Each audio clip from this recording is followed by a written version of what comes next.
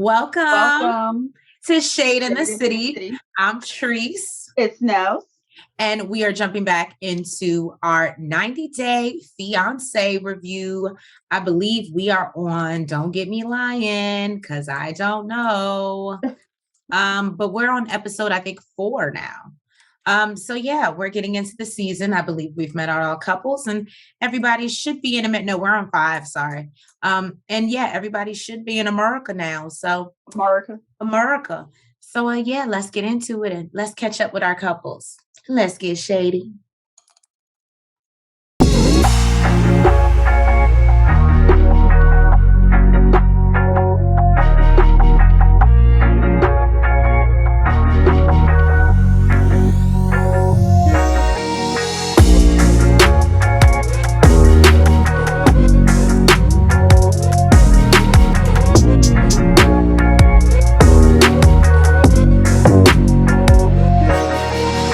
So we start off with Emily and Kobe. And, I think this is still day 1, right? Yeah, he's still on the high from meeting Corbin today.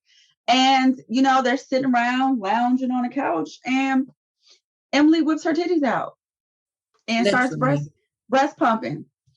Yeah, don't get me wrong, y'all. We're not out here shaming by any means. We are not. I'm just saying. I'm all for the breastfeeding, just in a quiet corner. I don't need my I don't even know if it has to be necessarily in a quiet corner, but to do it quiet corner, but I ain't with your boobs out in front of your parents is kind of weird. Even if you covered yourself. Right. You know what I mean? Your dad's walking around the house. It's a lot. So Kobe is like maybe you should go downstairs, with that. I think it's inappropriate that you're out here in front of your parents with your boobs out, pumping. Yep. And she's like, oh no, this is, it's fine. It's fine. And she says, this is the way we do it here. Do they not breastfeed in Africa? I don't understand. Yeah, he's like, yeah, but they're a lot more discreet about it, and they don't do it, as long as you have. He said the max is 10 months, and that's rare. Right. She's been doing it for 17 months. Also, she says that I guess initially in her breastfeeding journey, she was having some issues. So she's super proud that she's able to breastfeed, and her parents know it, her family knows it. So they support her. Tell her, get up and take your ass to the basement. Right. And, dad walks into the living room and he's like, come on now, your dad is walking around, your titties is out. By the way, they don't look the best. I just want to throw that up there. Dad is like, well, we do things a little different here, and it's fine. I don't see anything wrong with it. Of course, the longer the better. Yeah, Emily is eating that shit up. She's like, yeah, you see? And he's just like, literally, this is about to turn into a full-on argument. He also says that they're going to get married soon. And he don't want to be fighting his son over titties. Titties that he done signed off on. Okay. Right. And I ain't gonna lie, I feel him. He said that, before he got there, he actually told her, you need to start weaning him off of the tip. And not even that, I've always felt as a mom that has been down that road, I was very adamant about pumping. I still wanted to do the breastfeeding, but I was very adamant about pumping because I was like, I'm not going to be the only one doing this. And I understand how a father can get excluded just by default. Mm-hmm. And the baby is always sitting. So I didn't want that. I wanted my partner to be able to bond with my son just as much as I was able to bond with my son. And I feel like it's messed up because she knows that. Mm-hmm. Well, yeah, they brought that up too. And she was like, well, I wasn't just going to stop just because you're coming. And he's like, it's not just about you and him. It's about us. Right. But Emily does say she feels like it's kind of awkward that it's day 1. He brought this argument up in front of her parents. And they got 89 days left, y'all. She was like, I don't know what it's going to look like at day 20. And he basically is like, here, I'm here for all the smoke. Yeah, if we got to do have more arguments, and they're probably going to be worse. Mm-hmm. Because there's no compromise here. We go on to see Shaida and Bilal. We see Shaida, she's cleaning up the house. She's loving it. She's loving the dream come true.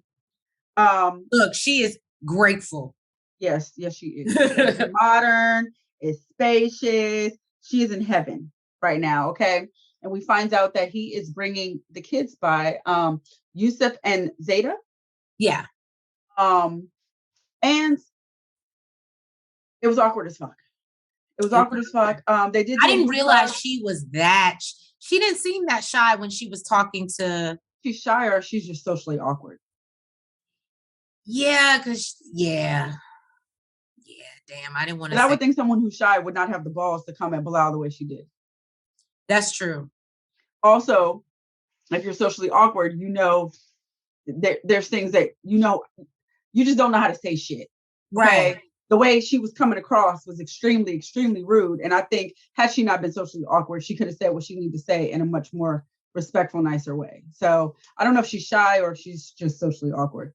Okay, good. Look at you. Okay. So he's bringing the kids by, and she's like, I want to show him that I'm ready for motherhood. She is so gung-ho about having this man's kids.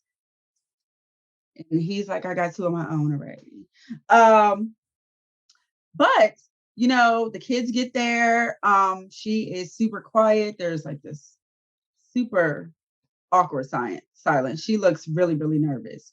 And I think the first thing she said was like, oh, is that a real nose ring? Talking to Zeta.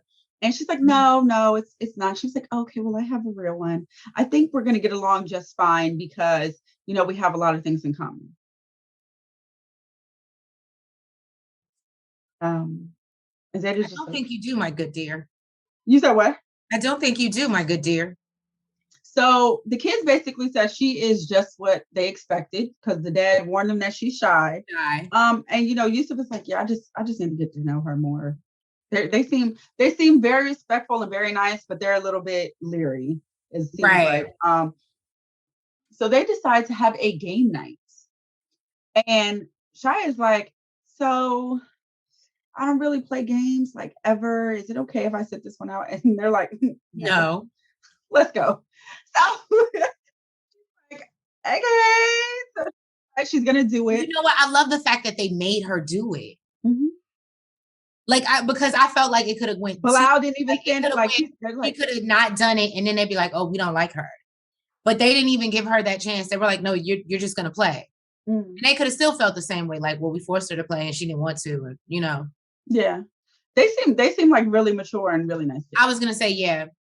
But she says that back home in her family, when they have game night, she's the type to sit on the sidelines and watch everybody play. She is not the game player, okay?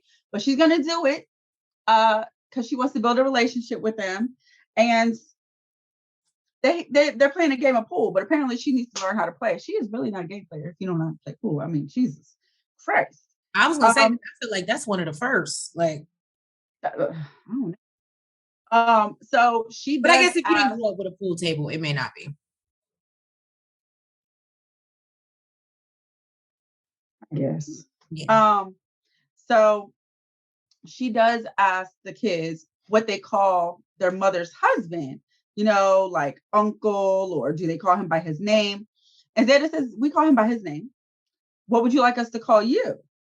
And she says, well, maybe in the future, Umi. Apparently, Umi means mother. Mm-hmm. And Shai just says, like, in her, in her country, it's a respect thing. Zeta basically says in the confessional, she was like that she'll take it into consideration. But I feel but she's still getting adjusted. I was like, go ahead, Zeta. And what is it? Yusuf is sitting here. He's like, I'm trying to give her time, but she pretty much digging herself in a hole. Apparently, for now, they're just gonna call her Shaida.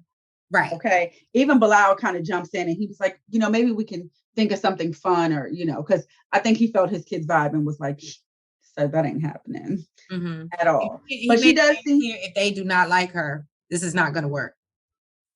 She says, in her country that, for a bonus mom, they're usually called Umi out of love and respect. And she is a little bit disappointed that the kids seem to have not really picked up on that right away. But hopefully in the future they'll decide to call her that in time.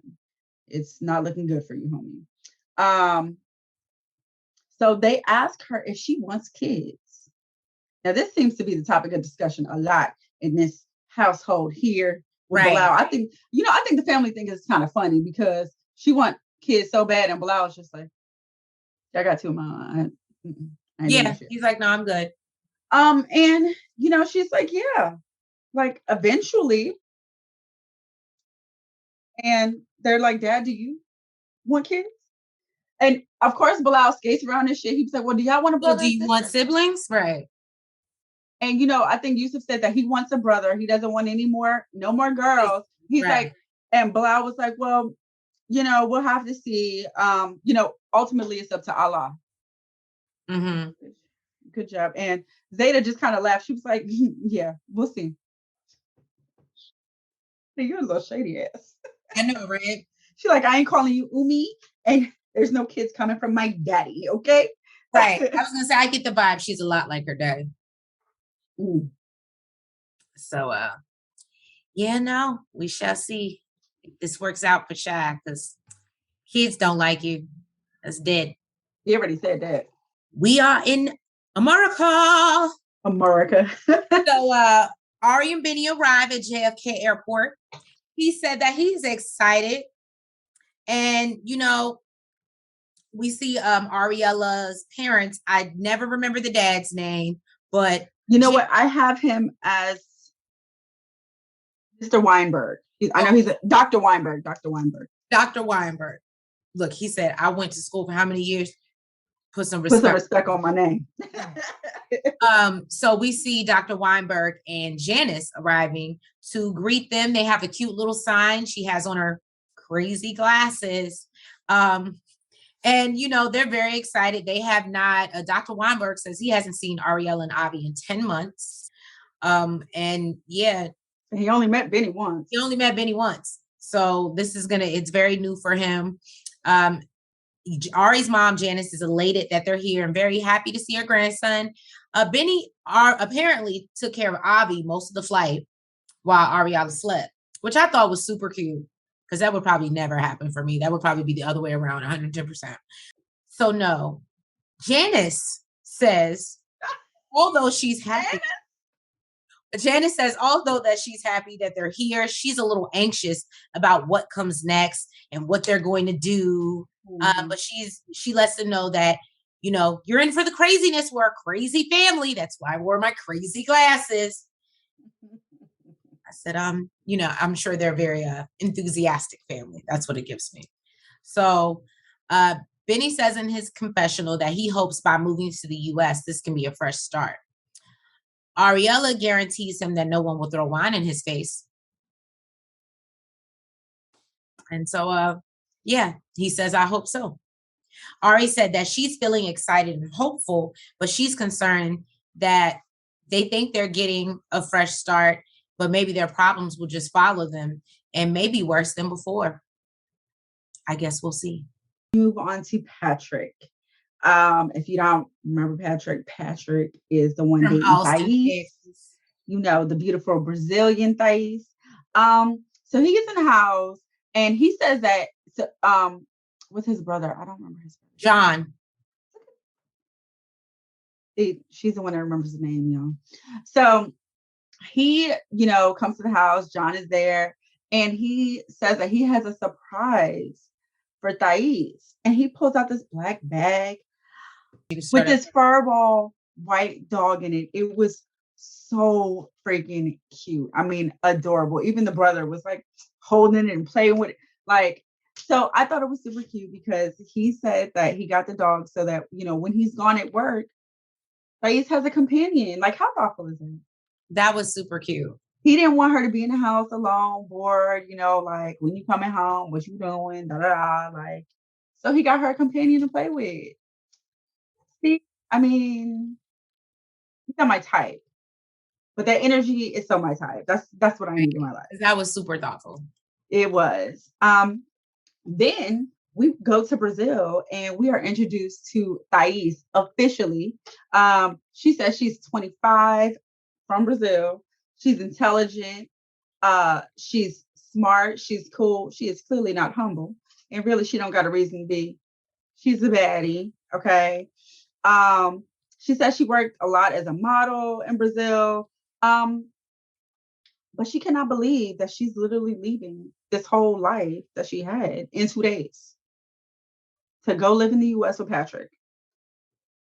Girl, but she says that her man is, handsome. She's apparently this is her type, okay? She says he's muscular and sexy. She's never dated an American man before.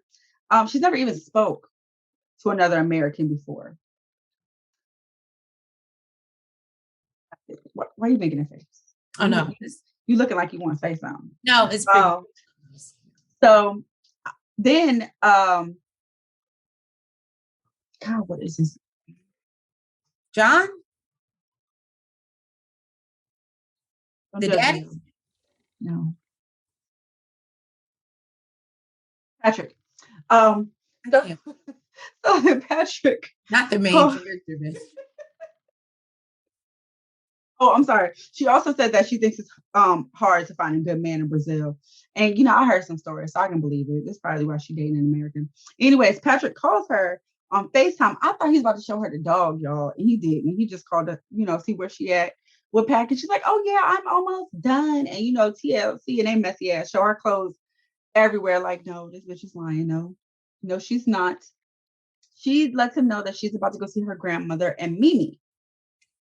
So she gets off the phone. She goes by her grandmother's house, and we find out who Mimi is. It's her little sister. Apparently, her mom and dad got divorced when she was 11.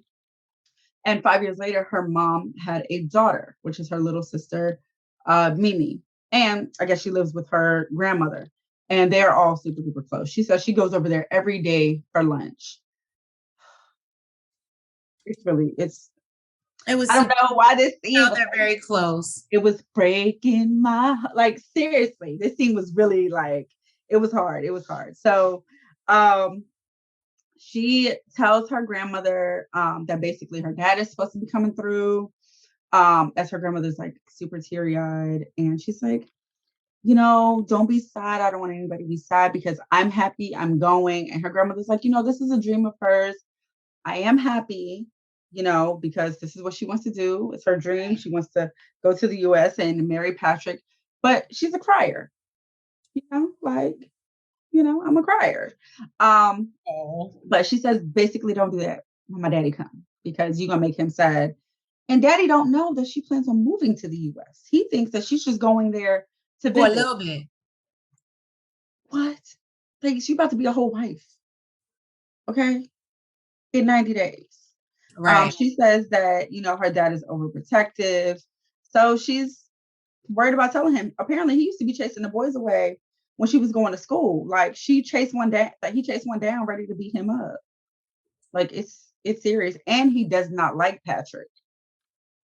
He feels that, no, go ahead. He feels that, Americans take advantage of Brazilian women. And I don't know if he doesn't like him, just if he talked to him or what, or if it's because he's American. Either way, he's overprotective and he's like, I don't want you with my daughter.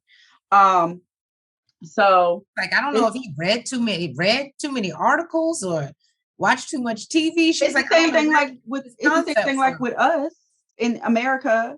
Oh, if you're dating somebody from out this country, they got to be taking advantage of you. That's very true. It's the same thing. You are on one today. You are on a roll. Give yourself a pet. So daddy comes by and, he knows, he's aware that she's leaving the next day. And, he asks her, when are you coming back? And she's like, oh, I don't know. But, doesn't matter, if things go wrong, I'll buy a ticket and come right back, the next day. You don't need to worry about me. And I don't know, Daddy's looking kind of skeptical at her answer. And he is, talking with production off by himself. And he says, it's really hard for him because, you spend all this time raising your daughter and protecting them. And then just like that, they're gone. They just leave. And he is sad, y'all. y'all. It was really, really, really hard. And he tells her, um, like, we're not gonna be there. We're not gonna be there to help you or protect you. You're gonna be so far away. And she's like, I'll be back. Like, I'm not gonna be gone forever. But you know what? She probably could come back pretty often since he was able to come as often as he did and stayed for 2 weeks at a time. So, I guess the problem would be that she's not telling him that she's getting married. But anyways, right. He's the man that she don't like and staying there. Yeah. But, he is super emotional. He starts breaking down in tears. And, he tells her, I hope you find peace, peace of mind while you're there and then come back. And she says she's not sure when she's going to be able to tell him the truth, but she loves Patrick and that's what she wants. And she believes she's making the right decision for herself. So we are in the car with Kara and Guillermo, and they're heading over to her mom's. And they're going to see their little baby, Cheeky Mama, their little dog. And he wants to know basically like what's some comfortable questions, that he can ask her family. She's like, you can pretty much ask anything. Right. And they'll tell you the truth. They'll give you honest answers. And actually, you might get threatened by my uncle. Why would you say that, girl? Right. He is scared as shit. He said he think he's gonna vomit. Okay, he's super nervous already, and you add this to the mix. So he says he's super worried because he wants everyone to, accept him and love him. So they pull up to the house. They are immediately greeted by their little dog, Cheeky Mom. I thought it was so cute. Right? She was like, I ain't forgot who y'all was. We seen these people pets this episode, okay? Now her mom says that she met Guillermo when she went to go visit DR before. She thinks he's a really nice guy. She's concerned because she knows her daughter. And she knows her daughter ain't never take no man serious before. Mm-hmm. So I think she's worried about Guillermo getting his little heart broken. Okay. Now, apparently, Mike feels like Mike is the uncle, the one that, Guillermo need to be scared of. Okay. Oh, I'm sorry. So Guillermo says, he sees the house. He was like, oh, this house is bigger than I thought. And he looks at Uncle Mike and he's like, than I thought. And Mike is like, well, I feel like I already know you because I've been stalking your Instagram. That's not scary at all. Right? No. And then to add to it, we find out that Uncle Mike is a private investigator. Okay. So he probably really has been stalking her. Yes. Okay. And probably other things. But, he says, oh, it was all good things, as of right now, like I'm not concerned. Okay. He says that Kara is, like a daughter to him. And his main concern is her well-being and wants to know, like, since you're not able to work and stuff, are you a little concerned about it? And Guillermo says he is a little bit worried, but he thinks everything's going to be okay. And one day in the future, he wants to have a home like theirs or like the mom's. And the mama feel like they naive as hell. She says that you don't know how much this house costs. Where they at again? Charlottesville. I don't know how. And it's probably not even a lot, but it's probably more than what he's accustomed to. Yeah, I don't know what Charlottesville prices are, but I mean Virginia. I'm sure it's cheaper than DC. Yeah, or like this area. Basically, yes. The mom says she feels like they're a little naive because Kara, she knows for sure can make some money. But Guillermo is yet to be seen. But I mean, this is what, day 1, day 2. So get a boy a break. I'm sure his age got a little something to do with it too. So Uncle Mike asks, have you ever dated an American before? Guillermo's like, no, I've never dated one, but I've kissed one. So they don't think that's that serious. But, they want to know what the difference is between the one that you kissed and Kara. And apparently, Guillermo got sick and Kara took care of him while he was sick. And he feels like that's, some wifey shit. That's some wifey stuff. So his wife, that's his soon-to-be wife. That made an impression on him. Mike says that for now, things like that. You said what? I love men that can see that and appreciate things like that versus just, you're a female, that's what you're supposed to do? Right. I think some guys kind of just expect females to be nurturing, and that's what you're supposed to do, really. Right. But if you really don't give a fuck about a motherfucker, you ain't gonna be nurturing to everybody. Right. So Mike says that he is impressed with him for now. But his main concern is how he treats her. And he will be keeping an eye out for him because he doesn't want them to get to 90 days or after the 90 days and turn into Mr. Jekyll and Dr. Jekyll and Mr. Hyde. He said, okay. Well, he tells him, he lets him know though. He's like, it was nice to meet you, but I'm going to keep an eye on you. I got my eye on. Right. So then we go to see Mohammed and Eve. Okay. And he is waking up in America. He says, it's really quiet here waking up in America's first day. Because, in Egypt, they be outside your window selling tomatoes like on a bullhorn or a microphone. I said, well, that's what he used to waking up to. He probably only heard like birds chirping and, certain parts you'll hear freaking roosters and shit. Right. So he's like, what the hell is this? But Eve, lets him know, hey, babe, great. We had a great time last night. You get you some rest. After last night. I got my cardio in last night. Right. I gotta take my ass to work. Exactly. And he's like, oh, but I thought you was going to make me some breakfast. She's like, She's like, no. I don't have time to do that. Somebody has to. So she points his ass to the kitchen, points his ass to the food. And I love, she is me. I can't make it for you because I'm always rushing out the door. Because I'm not getting up until I absolutely have to, but I'll lay everything out for you. I had an egg cup in the Keurig with the water. All you gotta do is. I think she took out the eggs. It looked like she took out some spinach. She's like, here you go. Pointing him to the food, pointing him to the stove, pointing him to the kitchen. Now make your own bacon because I got to make mine. Okay, fuck out my face. Right. And he felt some type of way. He said he was disappointed, y'all. He said this is not what he expected, and that. He expected her to do what his mother did for him. And now he's already missing home because this is not what he anticipated. He expected Eve to do what his mother did. And if this is going to be the next 90 days, he doesn't know, y'all. And also, I want to call him entitled, but I guess it's not entitled because apparently in their culture, that's just what they do. I feel like he was really having a breakdown looking for the salt. He's all looking through the cabinets, looking in the refrigerator for the salt. And he's like, I'm ready to go the fuck back home after this shit. Right. Then he did make himself some breakfast and almost burned down the damn house. He remembered he left the oven or the stove on, and Trish think she saw that he melted a damn spatula or some shit. Ma'am, you may not want to leave this man in your house no more. Right. Unless you got real good insurance. That couldn't be the reason why his mama was making it for him. That might, but I was surprised when you saw the eggs on his plate. They actually looked decent. Oh yeah, it looked like he did a good job. So it gives me the vibe that he knows how, if he's made to, he's just spoiled.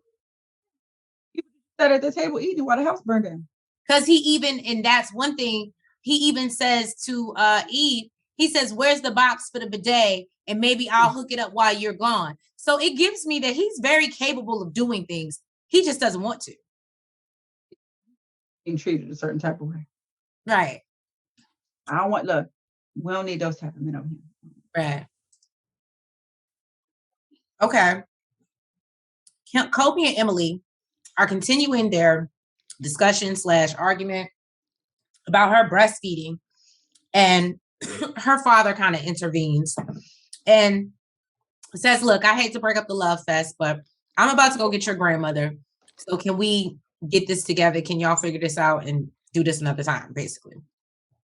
Now, Emily then goes and basically tells as Kobe is trying to address her, and he's like, see, you got me fighting with you in front of your parents. She's like, why don't you go help my mom in the kitchen? Kobe would love to go help you in the kitchen. And he's like, now you're commanding me to do things like, and she's like, well, what did you want me to do? Did you want me to ask you nicely? And he's like, yes. He's like, you see how great that approach was? How well that worked? And I was like, well, we had a conversation about that. Right. It is how you, I mean, it is how you say it. How you say it. So he does. He's like, I have no problem going to assist your mother. So he goes, gets in the kitchen with her mom, and he don't know nothing about making no guacamole, nor, you know, anything else that they making, but he's willing. And I can appreciate that. Then she's still upset because she's like, he wasn't this way in China. He was just so go with the flow and just, and my whole thing is she's been so big on this. I know that we've both changed as parents but now the minute he's not the fun-loving guy that he was in China, you want to throw it up in his face. Well, you weren't busting your titty out everywhere when you were in China either. And if it wasn't for no baby. So like that. I didn't like that. I don't agree with her. And I know the internet is going to get upset and say that I am not a breastfeeder, shamer, or anything like that. I'm just speaking to the fact that people have the right to grow up and change. And just as she did, just because he wasn't there physically, that doesn't mean mentally he didn't accept the fact or mentally prepare himself for the fact that he's about to be a father. And he wants to run his family a certain type of way. Get your life together, girl. So anyway. And then just to do all that in front of the parents, because they could have excused themselves and went and had a side conversation. But she wanted to do that in front of the parents is what it gave me. So somebody could jump in and save her. Now, after that, Emily's mom says that she feels it's a little weird that they had a fight the first day, but she really doesn't know him. So she felt she shouldn't have got involved. Her grandmother arrives for dinner. I didn't catch her name, unfortunately. But Victoria, thank you. So Grandma Victoria arrives, and when her father tries to hand off Corbin because he has a dirty diaper to Kobe, obviously he's still a little resistant. We're still in day one. He's still not warmed up to him yet, so obviously he's not feeling it. And homie, I only saw you on FaceTime, homie. Right. Go back in that screen. What I loved. And this is what I'm saying. I'm not saying Kobe is all right. I'm saying that I think his intentions are good. And that's good enough for me right now.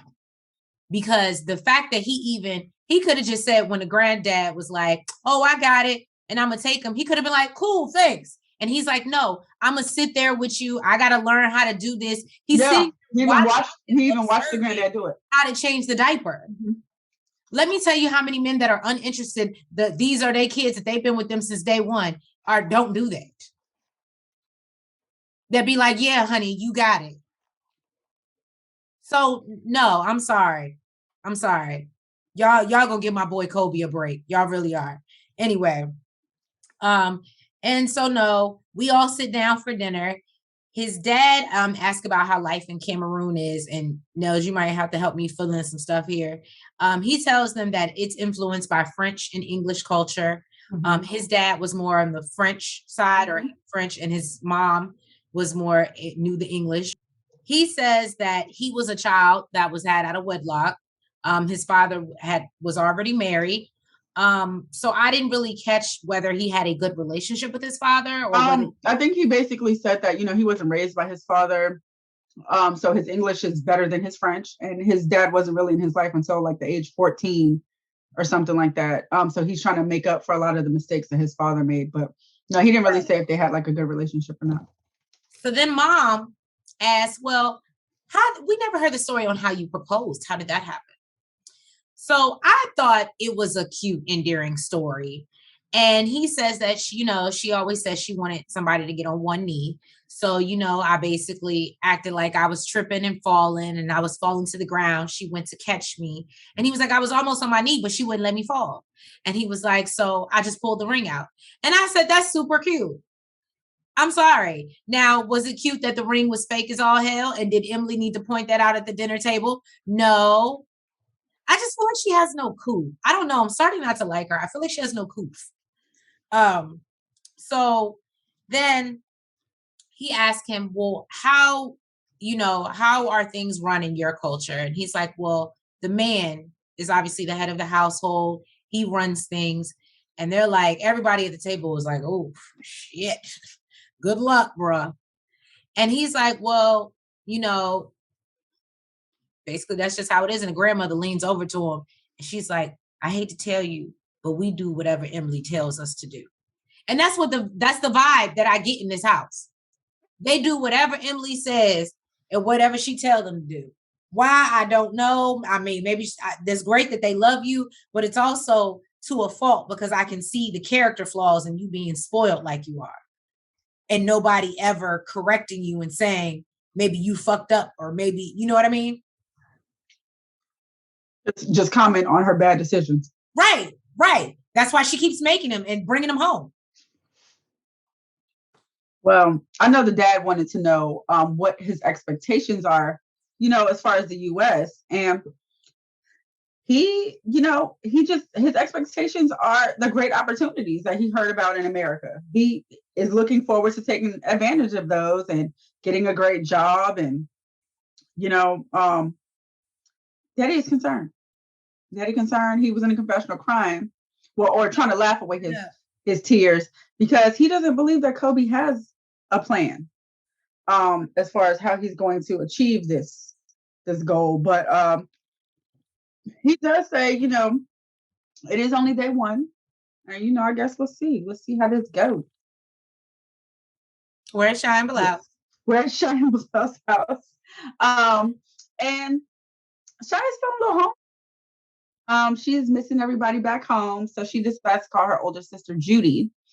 And Judy basically tells her everybody there is missing her too. Her baby is kind of like, oh, I miss Auntie Shy. And I guess she ain't really Shy there. Thank God. So then Shy basically tells her, she wants to vent and tells her that they got a lot of shit to figure out before this 90 days is up, before they actually get married, because there are some issues with them having children again, and she wants to be a mother. Right. Okay. And she says that before coming to KC, she expressed to him how badly she wants to be a mother, how important it was to her. And he always kind of swept it under the rug, but sometimes would say he doesn't mind having, like 2 kids later on down the line or and I think that's messed up to play with her at that age. Just saying. She's not 20 in her 20s. She's not. I think that's messed up. And she feels the same way. She said she feels like she's she's getting older and she doesn't have much time to start a family. Right. So this is a big deal for her. It is a deal breaker. Okay. And Judy basically breaks down to her how to explain to him, you're a Muslim woman. It's super important to you. And, you have your family, you have your amazing kids and your life before me, but this is a fresh new start. Right. And this is I don't have these things. And these are things that I want. Exactly. And it would be kind of selfish not to. She says that Bilal is like her potential soulmate. He's super romantic, he's super caring, and he's super loving. But if he doesn't want kids, that will end the relationship. So I guess she's trying to get to the bottom of it and figure out, trying to get a definite answer. What it really is before we have seen he skips around that no matter how many times it's brought up. He skates around that. Right. It's like Mohammed is tearing down the house, y'all. Trying to put together this bidet. He says it's not going well, but he needs it. It's super important to him. He needs this bidet, so he can pray to Allah. But, right. With a clean behind. Exactly. But it's not going well. And he says, he really didn't even expect this. He thought, his first day in America was going to be relaxing. He didn't think he was going to be fixing things. I don't know what the hell he was expecting. I mean, in fact, you forced me to go get the shit. Right. Well, then Eve, she pulls up with Theron, And she says, that Darren and Mohammed have been chatting for a while, but she is a little bit nervous about how it's going to be for them to see each other in person. Right. But it seemed like she really didn't have nothing to worry about because it was super cute. Darren immediately gave him a hug, told him just constantly him saying, "This excited is cool. to see him. It's so cool." Oh my God. And Mohammed says, that he really likes Darren, and when he gave him a hug, he felt like he was home. I was like, oh my. That was super sweet. I was like, oh my God. I was like, Mohammed goes between, like, he's like a funny asshole, but he's sweet and endearing at the same time. I don't think he means to be an asshole though. I think it's like a natural thing for him. Cultural thing. I don't even want to say a cultural thing.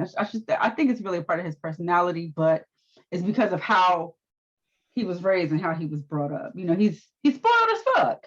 Right. Right. And I'm sure he could say whatever the fuck he wants back home. Right.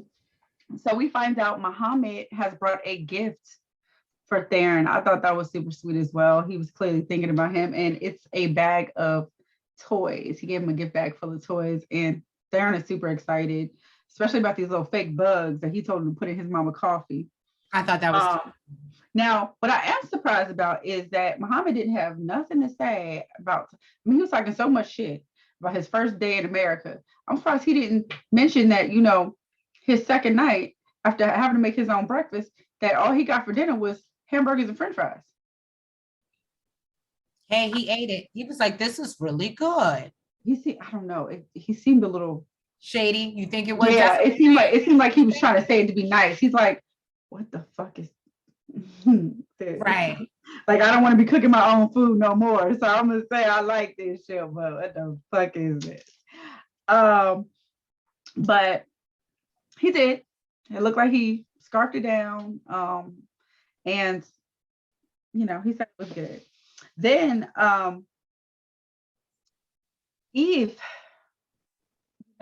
mentions how fond Darren is of Mohammed because, Darren is telling him, oh, he's so cute, and over there stealing his french fries. She says that, some afternoons, like, does he feel comfortable watching Darren? And, Mohammed is like, yeah, I like him. Like, it's like, he's good. Like, you good right there? Like, yeah, I don't mind. She tells us in the confessional that it may not just be afternoon. Sometimes it may be all day because she has had some, issues trying to find childcare for him. Now, Mohammed says that he likes Darren.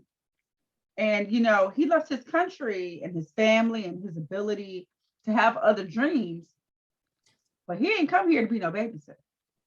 And that's what he's feeling like more than being a fiance. Okay. He says he is not prepared to do these female duties in the next coming 90 days. I said, but not even that. I mean, I'm sorry. Am I the only one thinking Eve's leaving this man with her child? She says she trusts him, girl. She says she trusts him. And she feels like it's better than having a babysitter. J Squad, let us know what y'all think. I don't know. Couldn't be me. All right, y'all. So after we done took this 2-hour journey from JFK, we have finally arrived in Princeton.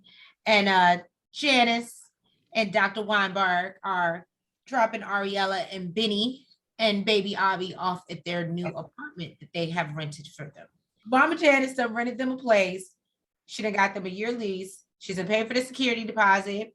She's down payment. She said, ain't that the same thing? She said the down payment, security. Oh, and a down payment. Why yeah, sometimes if you got bad credit or whatever the case may be, you have to put a down payment. Well, I know they ain't got no bad credit. I don't know, maybe, but clearly it's a nice place, So anyway, it's a beautiful spot. Ariella said she would have been more prone to a 1-bedroom, but it's a 2-bedroom apartment. It's very nice. Her mom felt like they needed the extra space, especially coming from where they were in Ethiopia. And I mean, there was some shade thrown, and they did some throwback footage, which the living conditions were a little bit, Yeah, because I forgot. Yeah, I had forgot that. Because the place I that don't they know was how living she in, did. I remember when I saw it and I said, oh, I wouldn't. Pregnant too? Jesus. because the place that they were living in Ethiopia really wasn't that bad. But the ones that he initially took her to was like, yeah, I forgot. I forgot it was so bad. Well, if you remember, her mom ended up renting her like a hotel room. She just wasn't for it. So, no, yeah, no. And everybody looks happy and seems like they're enjoying it, but she lets them know that she wants them to take on this responsibility like within the next 2 or 3 months.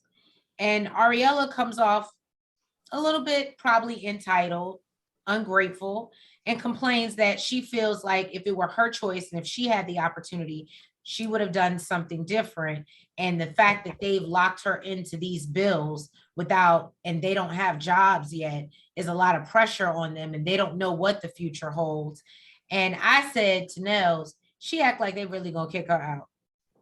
Not saying that that's okay, but what I'm saying is I think that they understand her situation. And I think as long as they saw that she was trying and Benny was trying, that they would do whatever they needed to do to continue to help her and help their grandson.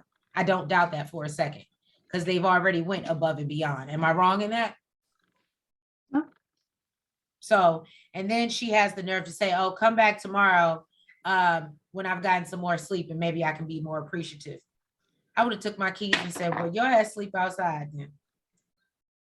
I wouldn't have said that. It's just a point.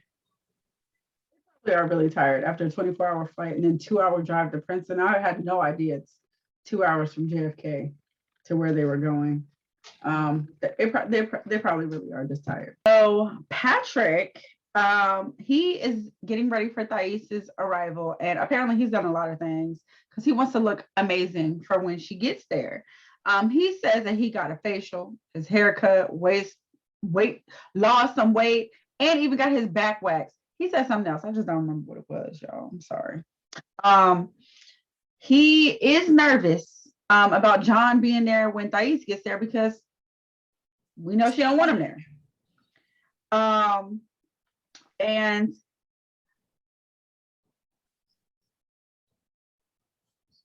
but he's hoping that, when she does get there, they'll get along and, they'll have like a brother and sister relationship.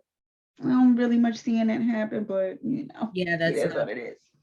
So he's leaving in his Tesla, by the way, to go to the airport and pick up Thais. That drives itself, y'all. Clearly I need to start selling some security systems. Okay, I am in the wrong. Out on our calling. Security systems is where it's at. Apparently so, because to be able to fly back, I already thought something was up when he's able to fly back and forth to Brazil, stay for a couple weeks at a time. But now we got a whole nice house. We buying dogs, Teslas that drive themselves. Yeah, I'm in the wrong line of business, clearly. And then he gets out the car when he's at the airport with this huge bouquet of flowers. It was beautiful. They were beautiful. They were beautiful. And he sees his woman as she's yelling in Portuguese that he clearly understands. Okay. She's like, babe. And he turns around with this big bouquet. And of course they do the movie star embrace.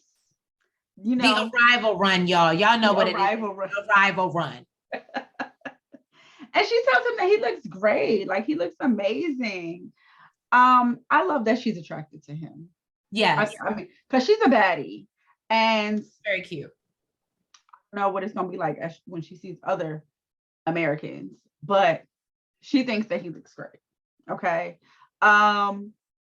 She's super happy that she accomplished one of her dreams, and that was coming to be in the US living with him. And have their relationship. She does say that her father drops her off at the airport back in Brazil. But she does not want to let him know that her daddy don't know that she's there to get married and to live in the US. As it would, we saw that he's very emotional about her visiting. No. She thinks that it would make Patrick sad. Oh. that the dad doesn't know. Oh. Now in the car, she's recording a video for her dad, which I thought was super cute, showing him that the car drives itself, y'all. Brazil to come to the Jetsons, like, what the fuck is really going on here? Right. She said, like, she wants to know if Patrick is, I'm sorry, if John is really going to be in the room. And he's like, yeah, like, you know, a little bit. And she was like, well, he's going to be hearing some things. Okay. And she lets him know, once again, that she's not real excited about having roommates. She does not like having roommates. And she feels like they need their freedom, which the way I can agree, it's a messed up situation because he did ask his brother to come live there, but they are a new relationship, they're a new couple, they're about to get married, and they really kind of do need their privacy and their freedom. But she basically says, well, if it doesn't work, I'll just go back to Brazil. Ain't no problem. He's like, you know, we need to calm down. For me, I will go back. Yeah, especially since my daddy don't know that I even moved here. It's super easy. Daddy, I'm ready to come home. Give me a flight. I'm taking the house. Well, not the house, but the dog at least. So we see Emily and Corbin ending the night. And they're trying to get in the bed. I'm trying not to get frustrated with Emily. My eye is twitching. That's how I know I'm frustrated right now. And I hope y'all can't see it on camera, but it really is twitching because she really frustrates me. So the baby is finally starting to warm up to Kobe. And he's playing with him and he's getting ready to go to bed. And I get it. I totally get it. Being a mom, you're trying to get him to wind down. This is his first night with his son. And he just really wants some time with him. And he's finally giving him the energy that he wanted. And pretty much the whole time she's just like, stop riling them up. Don't do this. And then they try to lay down and, you know, the little boy's like tossing and turn. He's excited. Daddy's in the bed. And she's like, I don't think this is going to work. Yeah, and of course, you know, she pops her titty out again. Instead of maybe possibly pumping and then putting in a bottle and letting his daddy feed him because he's actually there to do it. So, and we all know she pumps. So what the fuck are you doing it for if you never put it in a bottle? Let me know. It's quick and easy. What? I just pull it out and just. No, but what I'm saying is, you understand, what are you pumping for if you're never going to put it in a bottle and give it to him? It's convenient for her. So, I don't know. I just wasn't really here for it. I'm sorry. I'm kind of on the side of Kobe. I didn't like Emily in the scene. I felt like he actually feels the same way that I do. He feels like she is making him miss out. I know she thinks, oh, he's going to have so much time, and he will. But he hasn't seen his son in 2 years. You've had 2 years with him. So yeah, while he may be getting on your nerves, what I would have appreciated more is if she would have put that breast milk in a bottle, send his ass to the other room with Corbin, and then you lay your ass down because you've been doing it for 2 years, and lay your ass down in the room and enjoy a good night's sleep in a bed. Well, I thought about that. So I thought about that. I do agree with putting it in a bottle and letting him feed him on his own.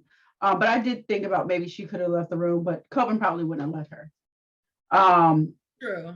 He probably would have felt some type of way. But I did think that it was kind of rude that she suggested that he get up and go to the next room.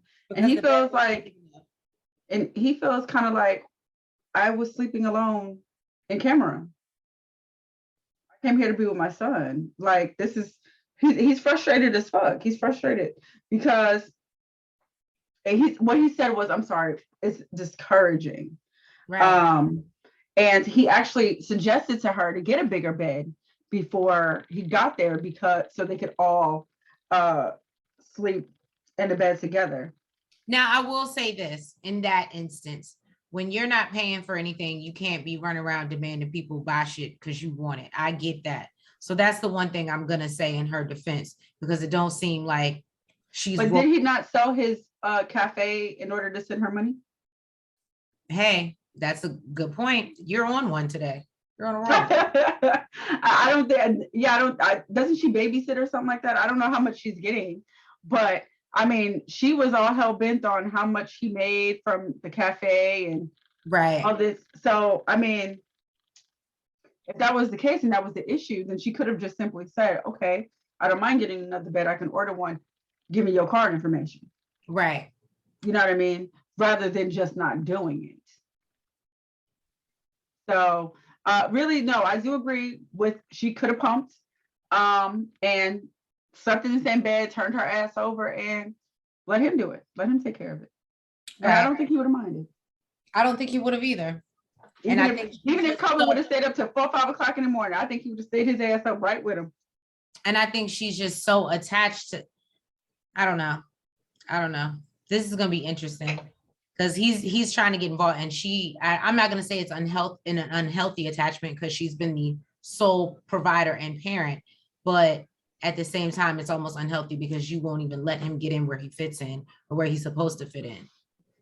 Most women beg. It's your first night in that house, and you told me to go sleep in another room. Right. Thank you guys for tuning into another review of 90 Day Fiance. I keep wanting to say before the 90 days, but it's 90 Day Fiance. I don't want to tell you what I was about to say. Right. Please make sure, if you have not already, that you like, you comment, you subscribe, and hit the notification bell.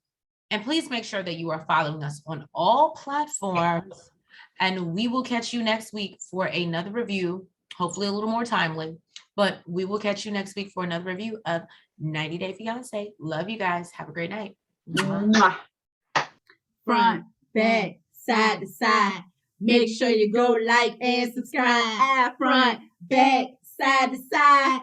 Make sure you go like and subscribe.